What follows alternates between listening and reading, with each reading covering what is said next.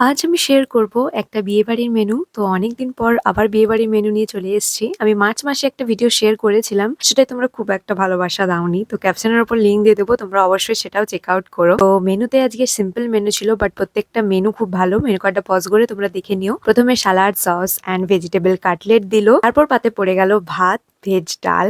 আর ডালটা বেশ পাতলা পাতলা ছিল, বেশ ভালো লেগেছে আমার। ভোজঘরে মেনলি একটু গাঢ়ই ডালটা হয়, বাট পাতলা ডালটাও আমার খুব ভাল লাগে। সাথে ছিল এঁচড় চিংড়ি আর আলু পোস্ত। প্রত্যেকটা রান্না দুর্দান্ত হয়েছিল, খুব একটা ঝাল বা তেল হয়নি। পরে পাতে পড়ে গেল মাছের কালিয়া, যেটাও দারুণ খেতে হয়েছিল। ইভেন মাছটাও খুব সফট ছিল। শেষ পাতে ছিল চাটনি, পাঁপড়, মালাই চমচম অ্যান্ড রসগোল্লা। আমি রসগোল্লা নিইনি, মালাই চমচম দুটো নিয়েছিলাম, কারণ চমচম আমার খুবই ফেভারিট। আর ভুজে সাধারণত চমচম এখন দেখাই যায় না।